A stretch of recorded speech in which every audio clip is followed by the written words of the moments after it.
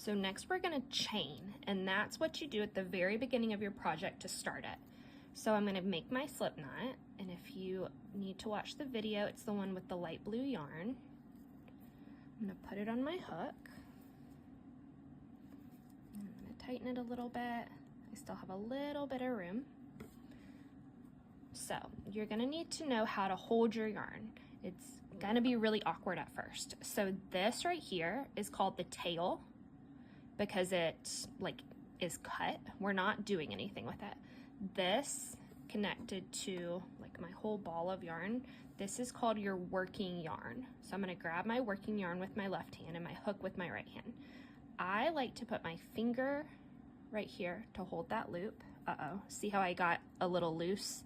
I'm gonna tighten it again. So I like to put my finger on here, and then we're going to wrap our working yarn around our crochet hook. I like to hold my yarn in a specific way so that I'm not too tight and I'm not too loose. I like to put it around my pinky, so I like make a loop around my pinky, and then I just turn my hand over and grab it. Again, this is the working yarn, not the tail. With the tail, I kind of grab my other pinky and I pull it to the side. So I go around my pinky, and then I grab it between my two fingers, and that's what it looks like in the front. Okay, so I'm gonna make sure my hole is a little bit tighter, and it's okay if it stays a little loose on your first one. So you're gonna do something called a yarn over, which means you're taking your working yarn. You always go behind your hook. If you know what clockwise is, we're going clockwise because the hands of a clock go this way. So we're going around the back of the hook. We're gonna grab our loop, so I like to pull it with my two fingers, and then you're gonna go through the loop. So there's one loop. So then I'm gonna put my finger here again. I'm gonna grab it with my fingers, go around. I like to grab these and pull. So that's two. I'm gonna put my finger back here, go around, and I don't like to take my whole hand and go around. I like to kind of use my other hand to go under, but that's just preference, whatever you want to do. Grab it, pull through, and that's 3. So I'm gonna do 10 of these. So I'm gonna go around, grab 4, around, grab 5,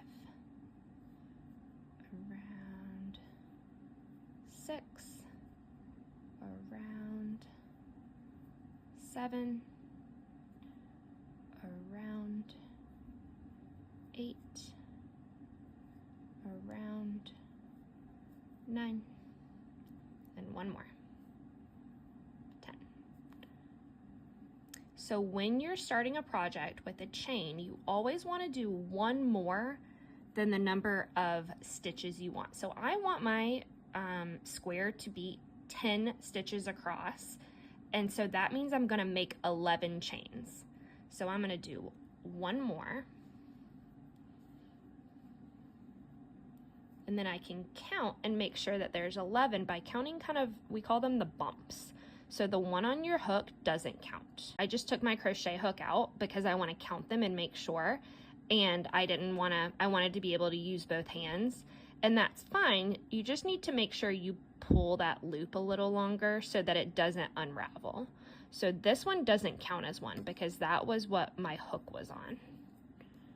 So when I take my hook out, I'm gonna count my chains. 1, and you can tell it kind of has a little hole there.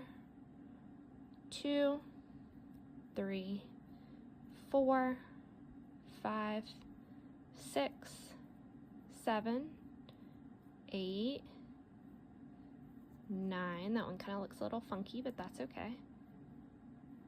10 and 11. Now I have 11 chains. So if I were you and I was practicing this, I would keep just practicing making a chain a couple of times. I'm going to show you what it looks like. If it's too tight, it's really hard to pull through. So I just pull that really, really tight. So this is called your tension, if your tension is tight. So I'm going really hard around it, and then it's hard for me to slide this up and get the head of the crochet hook. If it's hard for you, you need to make this slip knot bigger. So if I'm pulling really, really tight, my tension is too tight, and then my square is gonna look funny.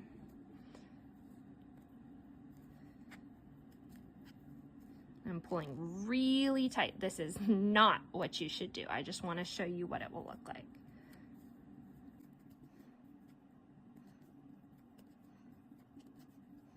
It's hard to pull that crochet head through. All right, so there's my 11, and you can tell they're all kind of twisty. They just don't look great. You can just see that they're a little bit tighter, and it's not as long as the other one was. And then if your chain is too loose, make my slip knot.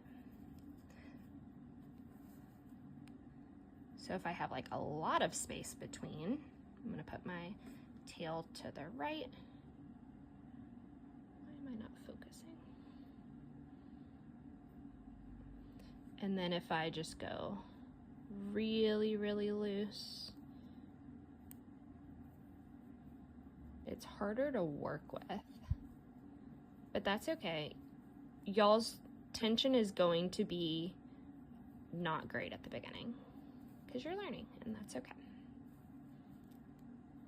So that's 11 chains. And they kind of just look a little messier, and it's really, really long. I don't know why my phone isn't focusing, but there we go.